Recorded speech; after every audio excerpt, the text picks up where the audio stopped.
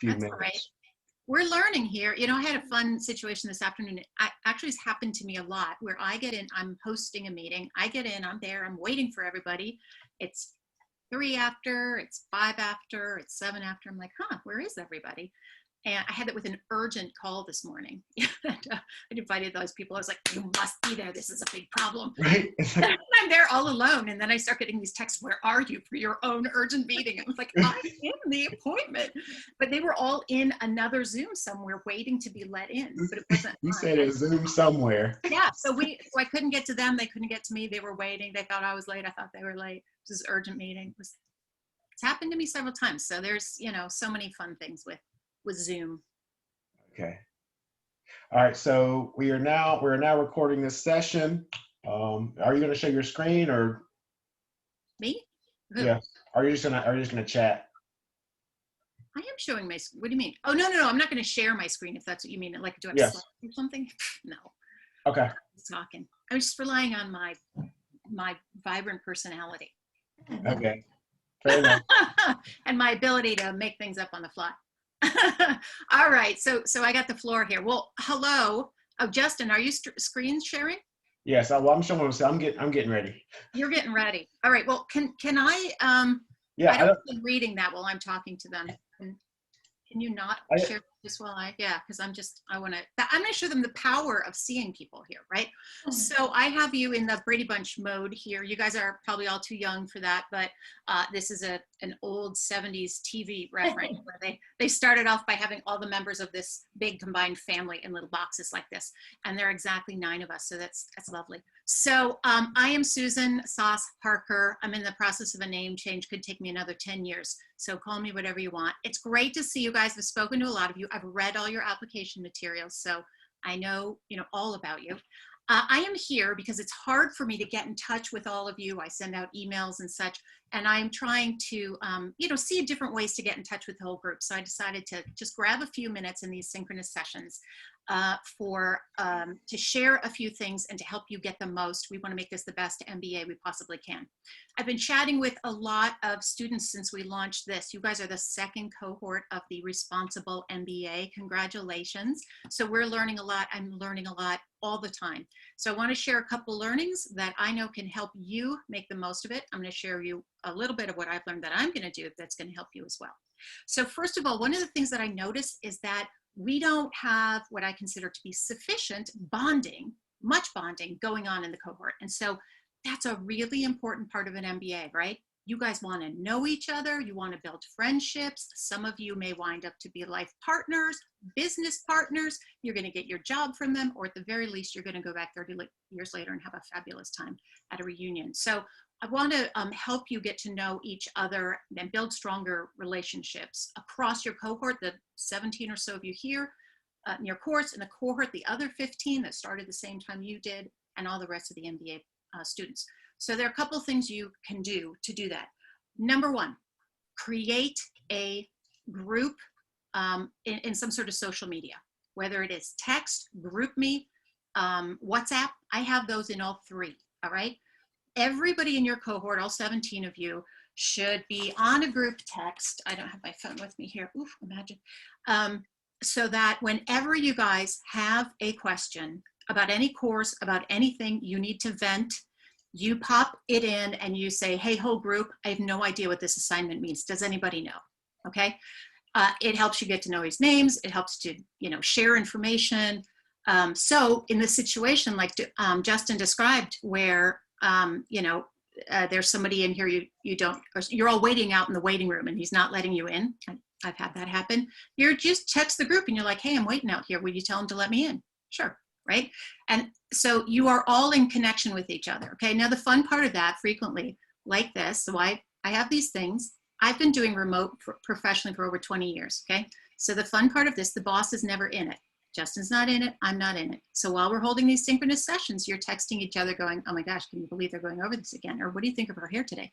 Okay. So that's all bonding stuff, right? So that's super important. When you have that need at 11 p.m. and that you don't know 3 people you have the phone number of, you can't reach, you text everybody and somebody gets back to you. All right. So that's number 1. Somebody take it upon themselves to do that. Do you have that yet? mean, you guys don't have that put together yet, do you? No? I think we have little mini groups. Yeah, exactly, exactly. So make it a maxi group. That didn't sound right, but you know what I mean, right? Okay, do that. That's number one. One of you own that. Number two, attend all the synchronous sessions. This is a woefully low participation level. Woefully low. It should be 100%. This is, and wait till you see Justin. You're going to love this. I guarantee it. Okay. This is one of the best opportunities for you to interact with the professor, learn, apply this stuff, and get to know your peers in a low stakes situation.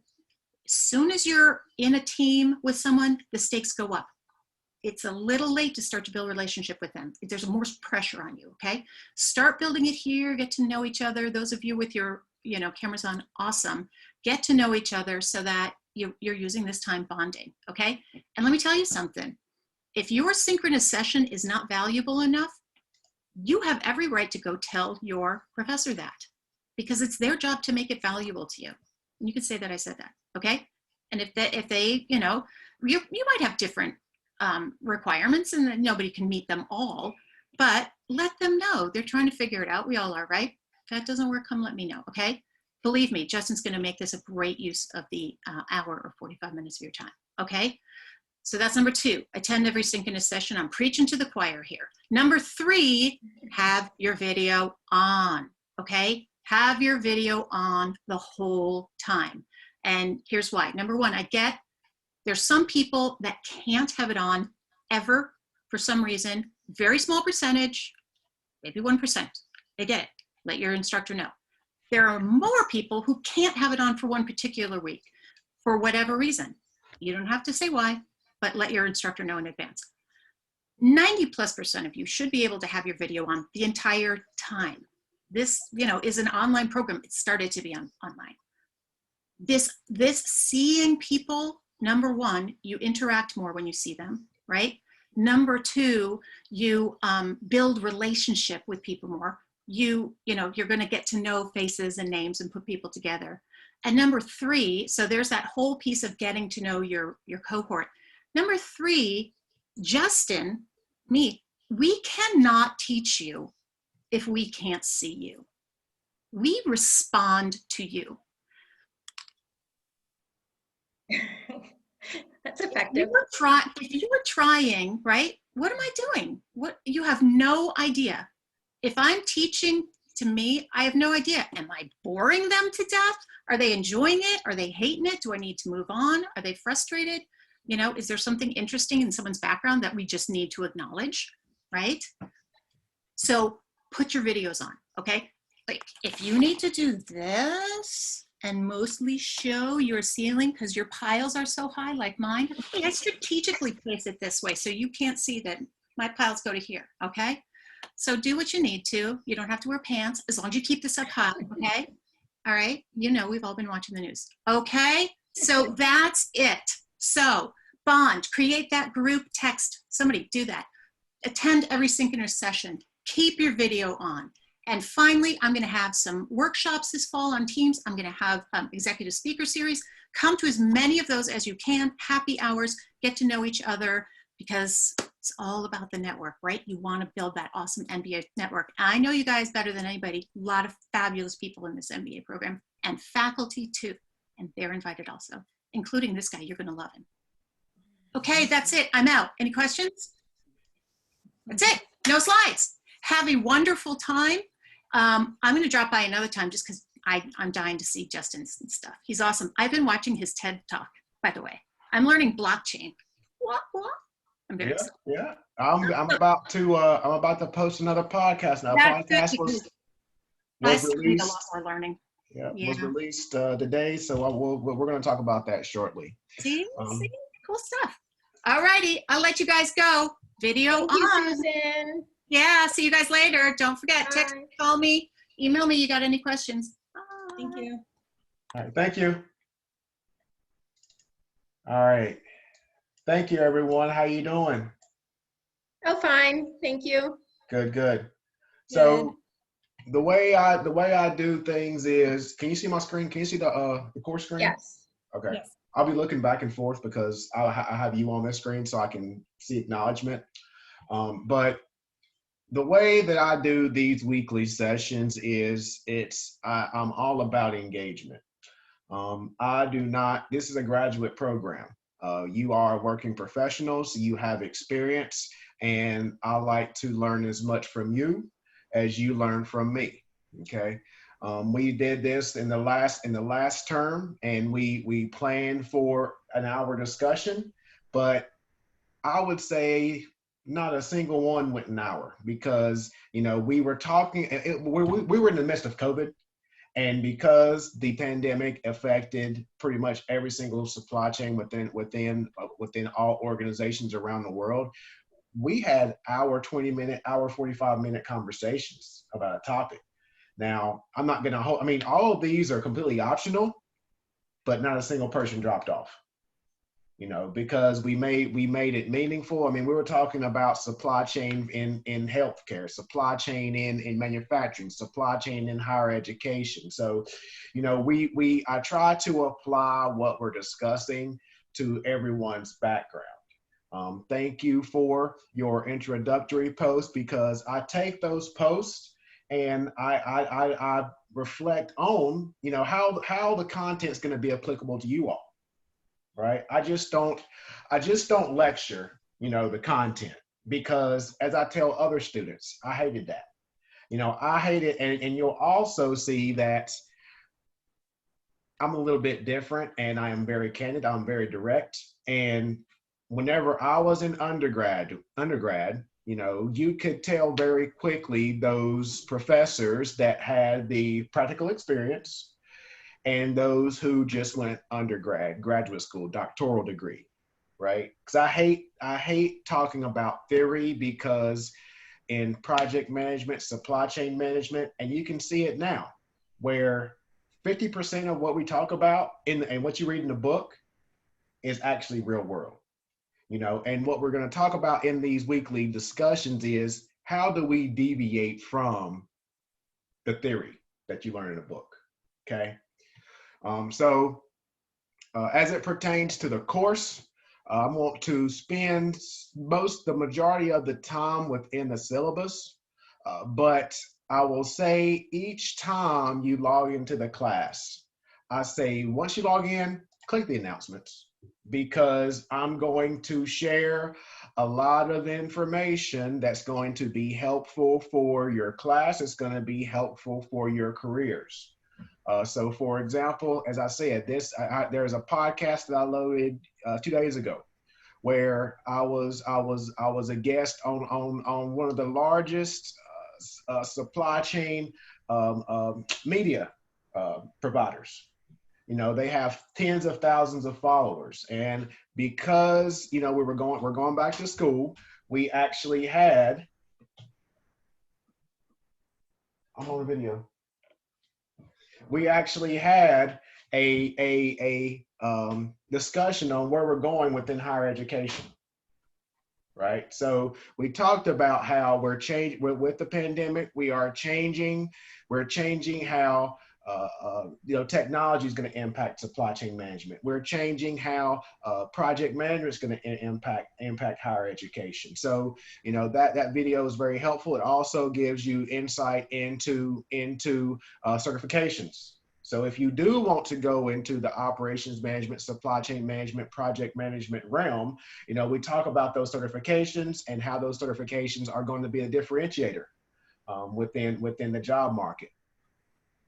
So again, that one's going to be very beneficial.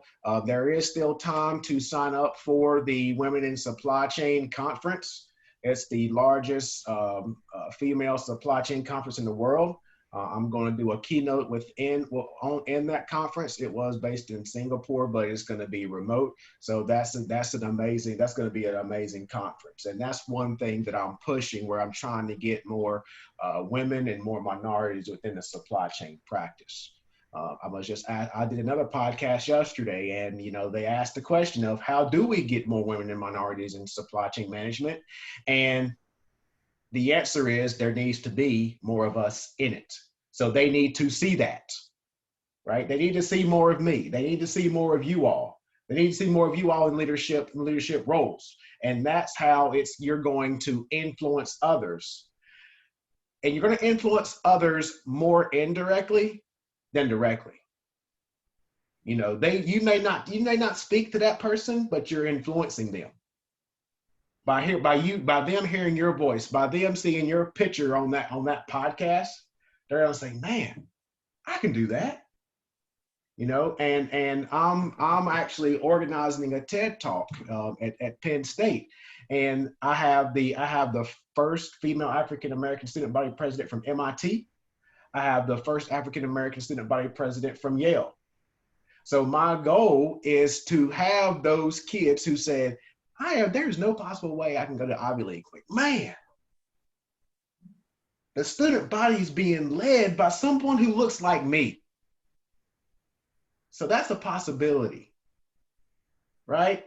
And that is my goal within higher education, because now I have the platform to actually make that happen. And that's why I love this institution, because you have that responsible business theme, approach, requirement, because this is where things are going. And if organizations do not practice corporate social responsibility, they're going to be left behind. Because there's a survey out there that says that it was like 89% of consumers, they would leave their product in which they're loyal to for an organization that has those sustainable practices. So they're pretty much saying, I would leave Apple if Apple was greenwashing. So if Apple were not doing sustainable practices, if they had unethical work environments in China, for example, I would leave Apple for Samsung. And you're going to see more and more of that emerge as we progress, because that the corporate social responsibility, sustainable business is probably, if it was not for COVID, that's all you would be hearing right now within operations management, supply chain management, sustainability, and corporate social responsibility. That's all you would be hearing right now. But once COVID dies down, you're going to see that emerge. Actually, I published 2 journal articles on corporate social responsibility and how the pandemic impacted corporate social responsibility. And what can we learn from the pandemic to apply to that future state of corporate social responsibility? So that is one thing that I continue to research. That's one thing that I consult organizations on, because it's the future, and you have to embrace it. So, I mean, you're going to hear more and more about that as we progress through the class, because again, I talk industry. Yes, we have the book as a foundation, but I'm taking it a step further to specifically call out, yes, the book is saying this, but in the real world, you sometimes have to adjust for A, B, and C. Does that make sense? Okay. Yeah. Yep. Anything to add? Any thoughts on that? I actually, hi. I actually listened to the podcast that you did with Makina. I think that was really eye-opening, because when I posted my introduction, I said, oh, I have no background. But then I realized, I'm like, you know what? Supply chain is so and I'm like, I actually know some of the things that they're talking about, which you just don't realize, right? Like, yes, and whenever I told her that supply chain is all around you, it is. Mm-hmm. I mean, look around your room right now. How does that stuff get in your house? Supply chain management, right? Yep. Those cabinets right there behind you. How do they get there? You have to manufacture those things. You have to get the trees that those cabinets are made from to the manufacturer. You have to get the lacquer that stain is made from the supplier. But you also mentioned in the podcast just not being able to get masks, and that was sort of my first thought. Like, why can't we get? I mean, I sort of know why, but Clorox wipes, they're just nowhere to be found. Yeah. And also what Francis was saying, that I've always thought, no, I've never worked at a company that produces a product that people purchase in the standard sense. But then after listening to your podcast and watching your TED Talk, it is evident that it's manifests in everything. It's everywhere. Yeah. And first off, thank you for listening to that. I mean, but It was good. Yeah, Yeah. everyone who hasn't listened, you have to listen. It was, and we're glad that baseball, your choice to, I know you had to choose between baseball. Well, and yeah. Glad that didn't work out. Sorry, but that didn't work out.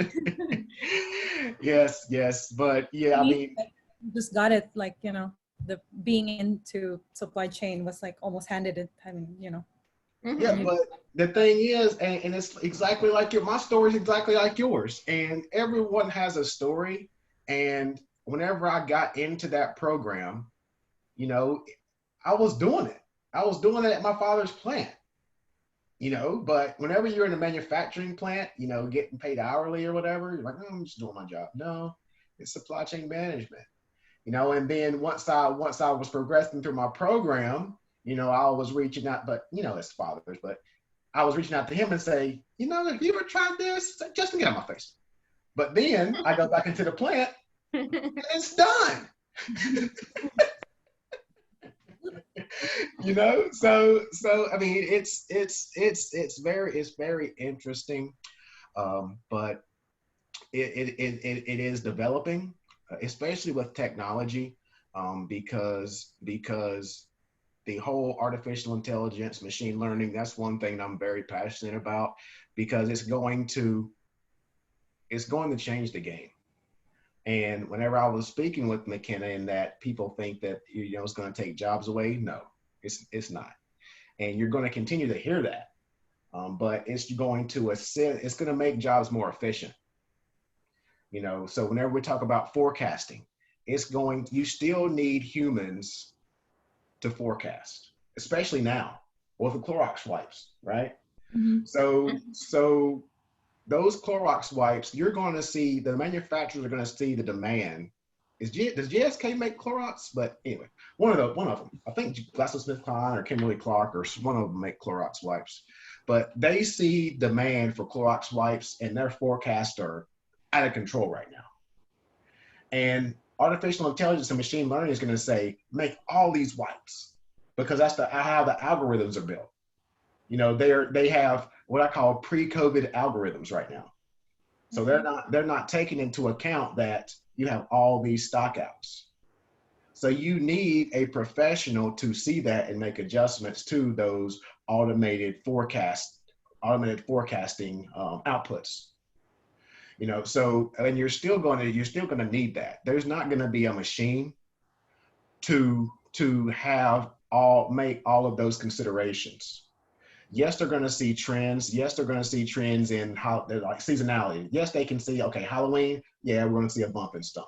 Yes, we're going to see a bump in Christmas. Yes, we're going to see a bump in Thanksgiving. But you still need that human interaction to make those adjustments. Okay, so that's one thing. That's one thing I've been talking to a lot of people about, because people, especially in manufacturing, people are terrified of machine learning, artificial intelligence. They're terrified. You know, so, but yeah, I don't think that, but I will say that within these supply chain programs, we are increasing the emphasis on business intelligence, data science, data analytics, because we need people to understand these offerings, these tools. You know, we need to have people understand. You don't have to program anything, but you have to know how these algorithms work. You know, just as you're going to learn all these forecasting models, you're not going to have to forecast anything because the ERP systems do it, but you're going to have to understand the reasoning of why you use exponential smoothing versus a 3-month moving average. So from an artificial intelligence perspective, you're going to have to understand why you use this algorithm versus this algorithm. Why you use the pre-COVID algorithm versus the COVID forecasting algorithm. And when you make that adjustment, that switch, because that's what we're talking about now in an industry where we're going to have to develop algorithms to put these artificial spikes into account. And then once we get back to normalcy, when do we turn that off? and go back to the normal algorithm for a forecasting perspective. Does that make sense? Has anyone built them into their algorithms, or is this just such an anomaly that no one?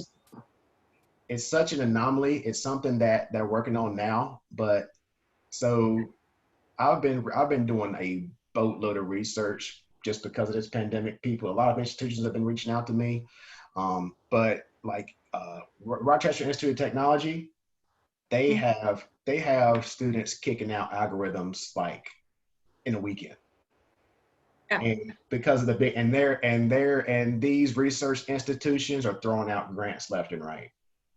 So there are algorithms out there. They're just proving them out at this point. I've been included in those discussions, but again, I'm not the one that's writing the code. I'm the one at the end to see the result, to test the result, to understand the use cases. So they're in that code review phase right now. Then they'll pull me in to say, is this right? Does this make sense? Because they have that mindset. They code. And it's like the computer science professors. They don't understand the scenarios that arise that will be tested within the industry. Does that answer your question? Yes, thank you. Mm-hmm. So again, I get off on tangents like that because this is what I do day in, day out. I love it. I would say that it's a hobby, and if you get paid for your hobby, you just do it. Mm-hmm. So in terms of the syllabus, again, where the course is centered around operations and supply chain management. We are going to talk about, and I would say that that it's very difficult to get a holistic understanding of operations and supply chain management in 5 weeks. But in developing this course, we tried our best. And again, that is why I'm going to provide you with, additional resources. Whatever resources I have, you're going to get it. And again, it's completely optional. So I would also say that whenever I was an undergrad, I opened up a Google Drive account, and all my content, I dumped it in Google Drive. Google Drive is free. And I think that I have like 500 gigs or something like that on my Google Drive. I pay like $200 a month. So everything that you have from this program, download it, put it in Google Drive. I graduated from Penn State in 2014. I still pull stuff. So that is one piece of advice that, again, I use and I practice all the time. So in terms of the class, we're going to do a lot of work within Pearson MyLabs. Also, the discussion boards are going to be very important. Again, I'm going to, just like my TED Talk, I'm going to be sharing a lot of information within the discussion boards. And I always tell people that do not use the discussion board simply to check the box and complete the assignment. Do not have your initial post to 2 of your peers in the same night, and then you're done. I feel there's no value there. So just go visit the discussion boards, see what people are talking about, because there's different experiences. Just like Francis said, there's different experiences from a supply chain operations perspective in one industry as compared to another. I always use the example. Whenever I started teaching about 4 years ago, I was teaching and I was in the industry at the same time. And I had someone who came into the industry from military, and they were talking about reverse logistics. And I would say that the Army did literally invent reverse logistics. Imagine getting Humvees and helicopters and all that equipment from Afghanistan, Iran, Iraq to the US. You can't make mistakes, right? So I work with one of my students, and I hired him as a consultant to develop a reverse logistics program for a manufacturer that manufactured these huge mining machines that literally dig literally dug tunnels in Africa, gold mines.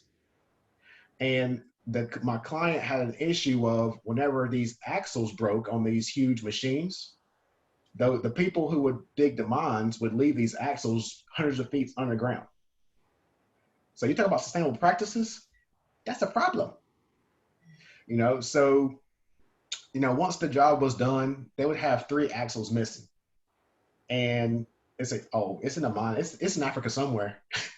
One of these 50 mines that we have machinery at. So we develop, and these axles are 100 grand. So we developed a reverse logistics program with one of my students, right? So you get and you learn a lot, and that was spawned from one of his discussion posts. I found that in one of his discussion posts. And you're going to get those insights from different industries that are transferable to your industry. And that goes outside of this class, that goes for all your classes moving forward, okay? So again, your mod labs are going to make up 20%. Your mod lab homework assignments, I should say, are going to make up 20% of your grade. Your discussion posts make up 10%. Again, yes, it only makes up 10%, but there's going to be very valuable information you're going to gain from your peers, okay? Quizzes make up 30%. We're going to touch on that shortly because you do have multiple attempts for those quizzes. And then those spreadsheet assignments, which are also very helpful, make up 8%. And then you also have simulations that make up 32%. We have made adjustments to some of those simulations based on what we've learned in the last course. So those simulations are very helpful, and we're going to touch on those simulations once those particular weeks arise. Any questions on that? Any questions? Anybody on the phone? No. Okay. So we talked about the discussions and quizzes. And then if you look in the syllabus, you'll see the grading rubric. But the thing I want to talk about, and again, class participation, although these discussions are optional, they are very helpful. I'm going to discuss things that are happening in the industry as it pertains to our weekly assignments. Okay. Dina, can you mute Dina? Mute your line. Thank you. So in terms of the week, where are we at? Okay, it was up here. Learning objectives. Let me find that. So sorry.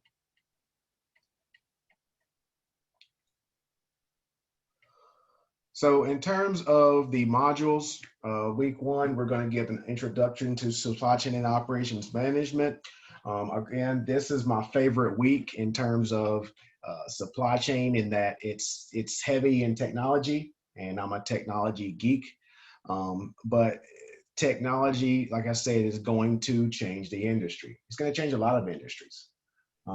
I shared the example of I work with another graduate student from another institution, and he was partnering with a medical doctor on another project. And once the pandemic began to arise, and since private practices were canceling appointments, his partner had an idea to create a telehealth application. So they created a telehealth application. They reached out to individuals, created a phone app, created like a Zoom type app, to include, medical regulations and requirements and things like that. And from March, they built a $15 million company in a matter of months. And I think that the pandemic created a new industry, because that telehealth industry is going to be here to stay. And if you think about it, those people who go to private practices the most, like the older people, like people in their 60s and 70s, they don't want to do that anyway. It's a hassle.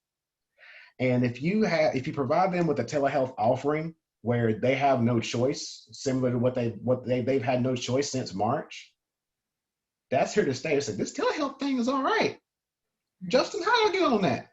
You know, so you know, they have filled a need, you know, based on the demand from this pandemic.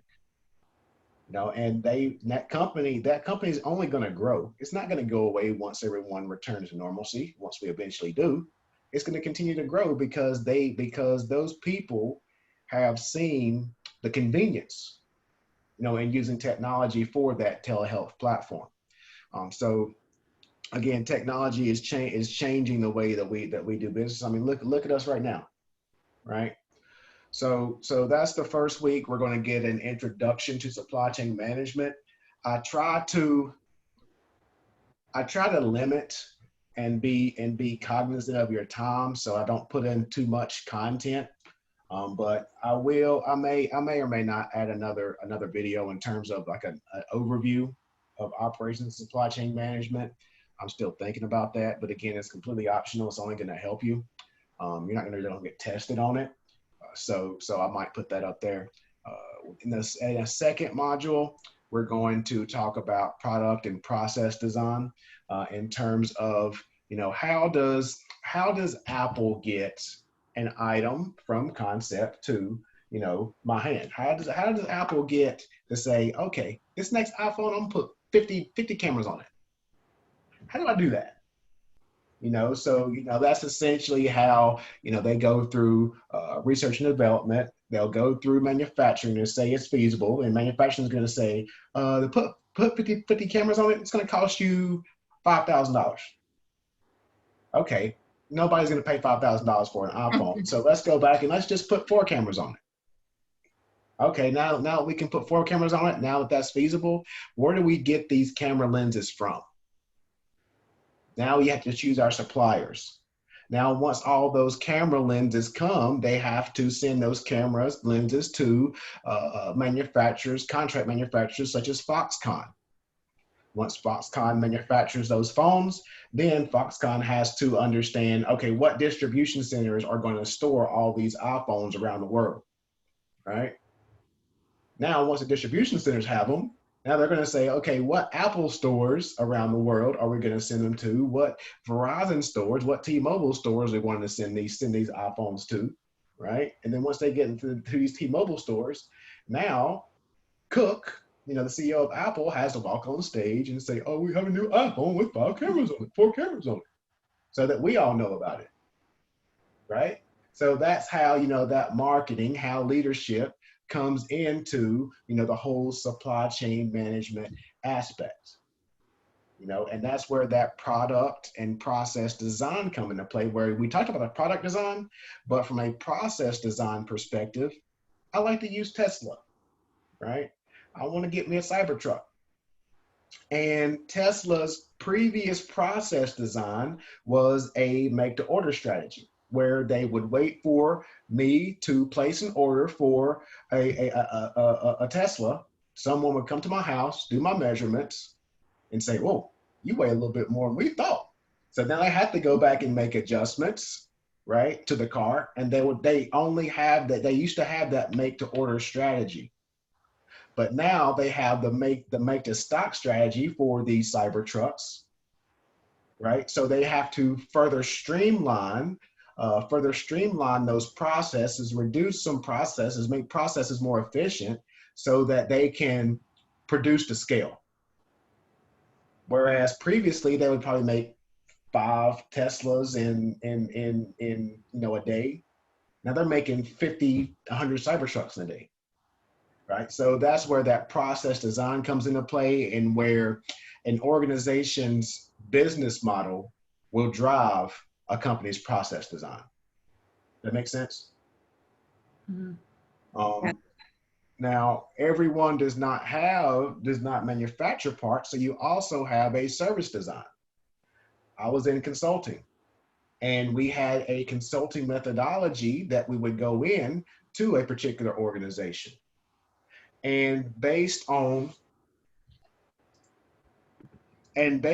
certain, all right, Sam. Sam, this will be recorded. This will be recorded. This will be recorded and uploaded within the class. And thanks for coming. So, Thank you.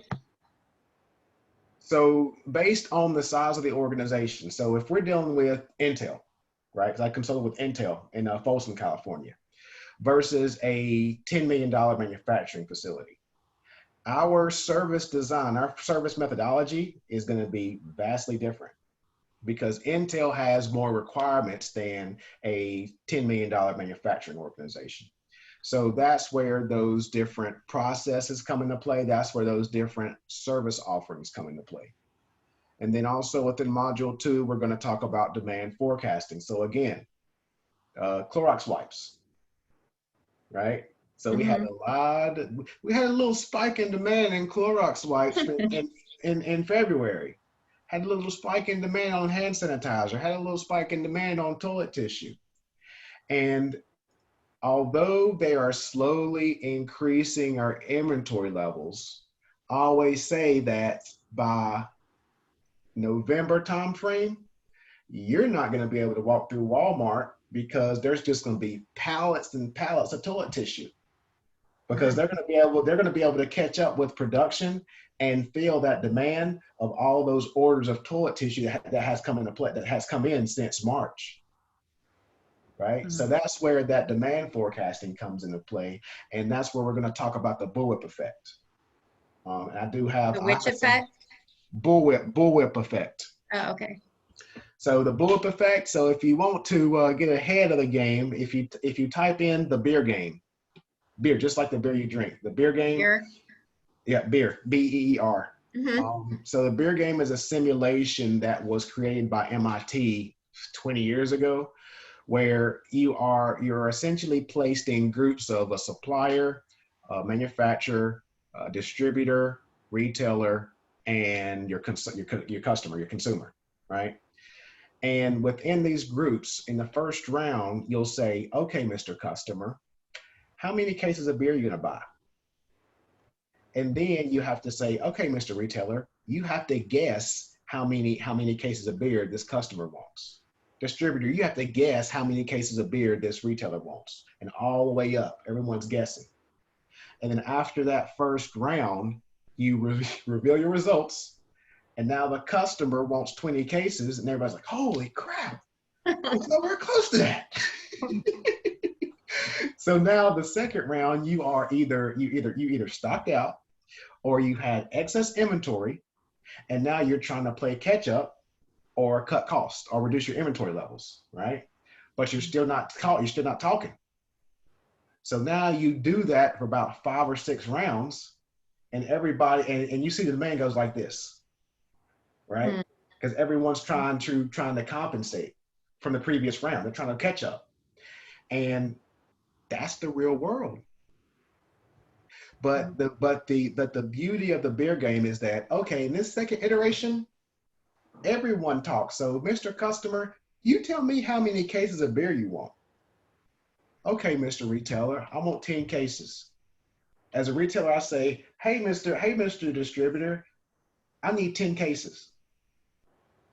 Hey, Mr. Manufacturer, I'm gonna need 10 cases. Hey, Mr. Supplier, I need this many pounds to make 10 cases. So you are increasing that visibility and that communication so that you go from this to this, right? And it seems very, very simple, doesn't it? Conceptually, it sounds very simple. And that's what you would read in a book. But the reality is that doesn't happen because nobody trusts each other. It's that easy. Nobody trusts each other.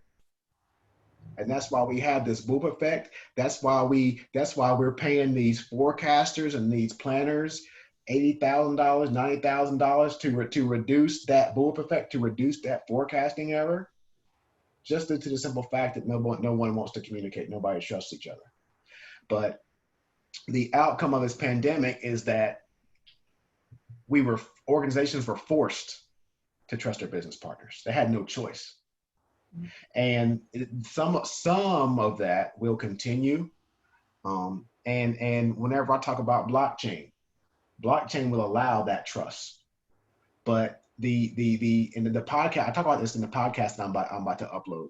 But with blockchain, it's so early, and people still don't understand it. Some of your business partners won't embrace it because they don't get it. Like cloud computing, everything's in the cloud now, right? Whenever I started in consulting in 2007, nobody wanted to get close to cloud because they didn't understand it. But Like they I thought said, it was scary. yeah, they said, who owns my data? What if someone hacks Amazon Web Services? What if something goes down? That was all the questions I got all day long. And now all of these ERP providers, that's all they offer. They don't offer on-premise anymore. I had a project last July, and this distributor they were dead set on keeping their ERP system on premise. And we were down to 2 vendors. They didn't choose this vendor, but they were down to 2 vendors. And they made one vendor sign an agreement to say, you have to support our on-premise application, because they don't support it anymore. They had to sign an agreement to say, if we give you $1 million, you have to support this on-premise indefinitely. And the vendor didn't want to sign it because everyone's going away from on-premise. Everything's going to the cloud. And like I said, it has taken 2006. I mean, it's taken about 12 years for it to catch on. And I think that it's going to take longer than that for this whole blockchain thing to catch on. And I talk in my TED Talk, it took 30 years for the internet to catch on. 30 years. Think about it. 30 years. So we're early on in the process. Artificial intelligence is catching on quicker because organizations see that artificial intelligence is a requirement. If you don't use AI, you're going to get decimated, because your competitors are using these tools to reduce their forecasting errors. So whenever they reduce their costs, they're pushing those costs onto the customer. And that's the competitive advantage that we're seeing right now. And that's come up within the last maybe 13, 14 months. Because artificial intelligence wasn't, the first ERP vendor, I was sitting in the conference. The first vendor announced it, Infor. They announced it March of 2018, I think, roughly. They said they were developing artificial intelligence in all their ERP applications. And it's phenomenal. So I did a webinar with them. It takes a lot to blow me away. I was blown away.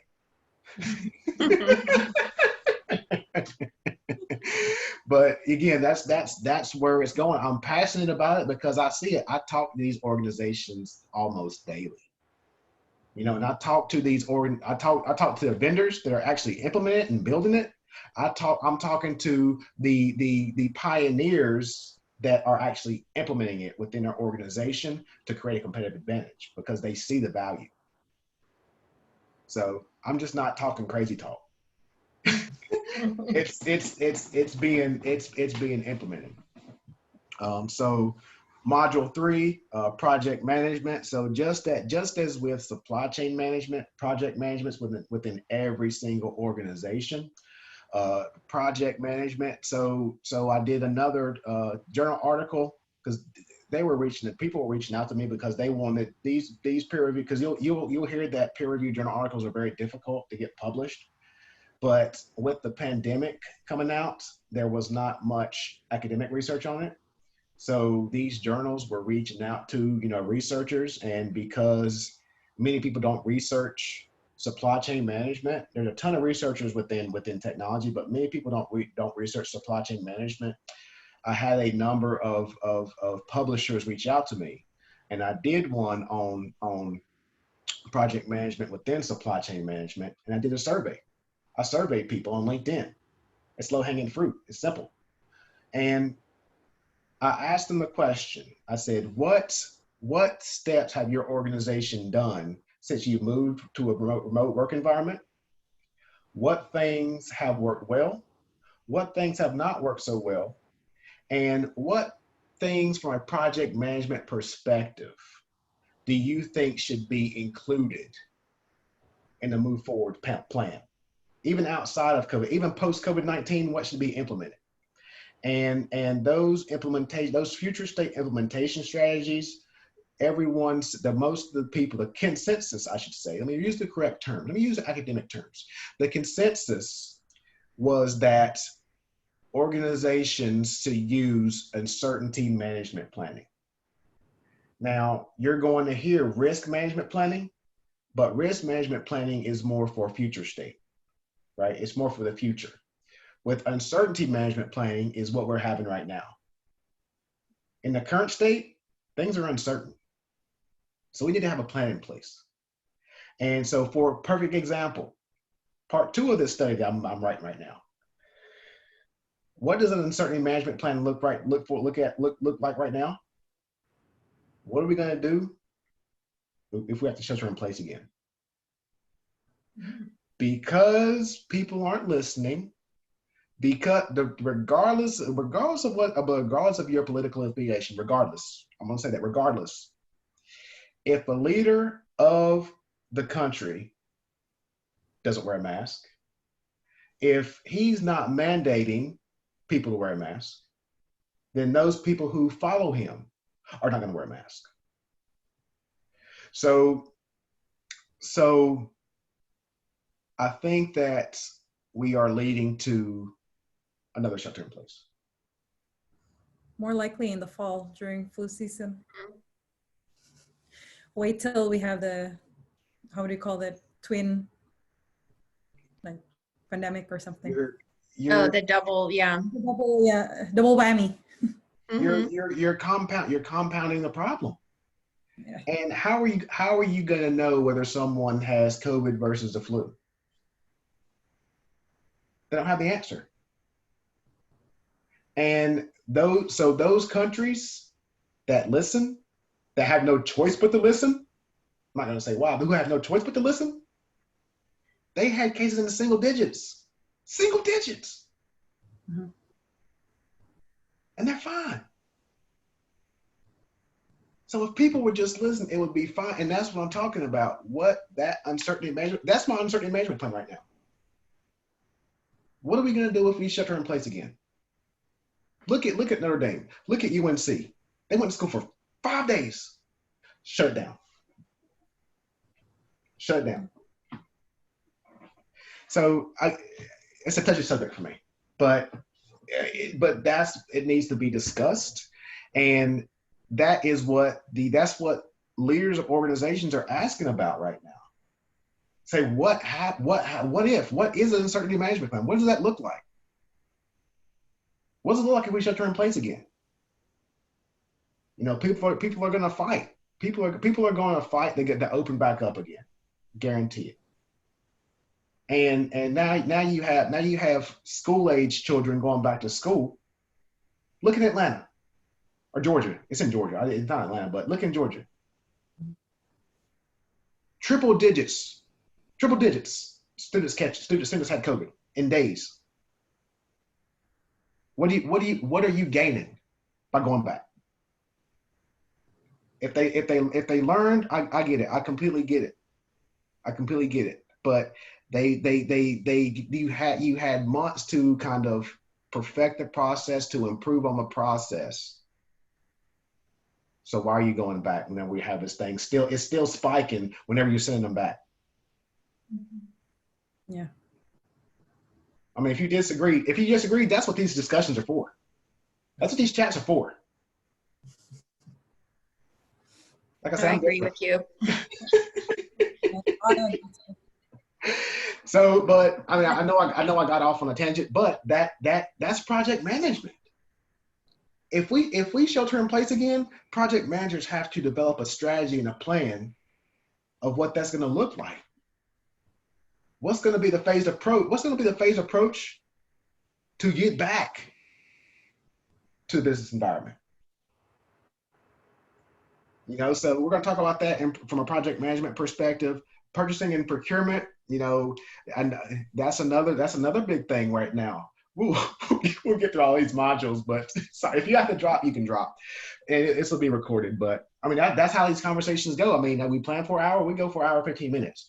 But purchasing and procurement, we'll have another discussion on that, in that a lot of organizations had to make decisions on their supplier base. Because we have a heavy reliance on China. China was shut down in February and March, and companies were in trouble. And they moved some of their supplier base to the US, and they developed those strategic partnerships. So now you see an increase in US suppliers. And there was one study that came out that said that 60 to 70% of purchasing managers are currently reevaluating their supplier network because of what happened. Because they relied too much on Chinese manufacturers, Chinese suppliers, and they are moving their supplier base to the US. So that's what we're going to talk about. What's the benefits to doing that? What's the drawbacks to doing that? And once we get to supplier management, we're going to talk about the supplier diversity programs. So again, sustainable business. Supplier diversity programs is a big topic right now. And I always say that when we talk about diversity and inclusion, I'm the first one to say it goes past race. I get frustrated when people keep talking about race. No. It's about minority-owned businesses. It's about women-owned businesses. It's about people from diverse backgrounds. Diversity could also be a sustainable supplier, sustainable business, like a supplier who only uses recycled materials. That's a diverse supplier. And similar to how the government sets aside certain contracts for minority-owned businesses, women-owned businesses, I think that should be a mandate for all organizations. That may not be the case. That may not be mandated, may not be required, but there's a voluntary sustainability report called the Global Reporting Initiative, and I'll upload a video on that. In that the big Fortune 100 companies, they participate in it because they know their competitors are going to participate in it. And if they don't have a report in there, they're going to lose customers. So if we work with those people who mandate the Global Reporting Initiative, and we include a section to say, what's your supplier diversity program look like? What's your diversity and inclusion program look like? Then it'll catch on. Because there's a diversity and inclusion webcast I just did yesterday. It's going to get published week after next. I will admit I was a little too honest on that one, so I have to review it to see if it's appropriate for class.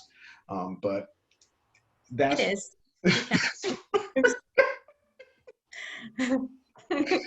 As you can see, I'm eager to see it. So I'm very direct. I'm very real. But I was the same way in industry, and that's why people like me. That's why I got hired, because I said things that the employees couldn't say. You hired me. You're paying me $200 an hour, so I'm going to tell you like it is. You hired me to come in here to tell you the good, bad, and ugly, and that's what I'm doing. 80% of it, you're doing good, but the 20%. We got to rip it out, but, and that's what, and I think that's how you benefit, because I've seen the good, bad, and ugly. But, and I share it all. Module 4, or I'm going to try to wrap up. Inventory management. We're going to learn about the different inventory types. We're going to talk about Amazon. We're going to talk about, we're going to talk about Lean Six Sigma in Module 5, but we're going to touch on Lean Six Sigma in Module 4 with inventory management. We're going to talk about aggregate planning, the different models with the chase, level, and hybrid strategy. And then we're going to talk about my favorite topic in ERP systems. Okay. We're probably going to talk about ERP systems every week because that's what I did. But the focus of Module 4 is on ERP systems. Finally, in Module 5, we're going to talk about logistics and transportation. So again, getting, I would say the majority of Module 5 is going to be talking about Amazon. In that, you know, I said in the podcast, I said Amazon saved the world, literally in March. Yep. If That's understatement. Yeah. how would you have gotten your products if Amazon was shut down? Let's be real. You wouldn't have got anything. We wouldn't. Right. Amazon saved the world in March and April. Yeah. Right. And I say that Amazon sold books. Amazon started selling books, and they became one of the largest organizations in the world. I don't think they're largest anymore. They're top 3, maybe. I don't know. I'll have to double check that. So, but they became one of the largest organizations in the world using supply chain management as a competitive advantage. Because even if you have an online marketplace, what got Amazon on the map is that Amazon Prime. And I do not mind paying that $20 a month. If I can place an order right now and it shows up tomorrow by 4 o'clock. But that's logistics. I have no idea how they do it. And this is my discipline. This is what I do. I have no idea how they do it. But partially because they have distribution centers. They have like 3 distribution centers in Pennsylvania. I'm pretty sure they have like 4 or 5 in California. I'd be curious in understanding that one. But they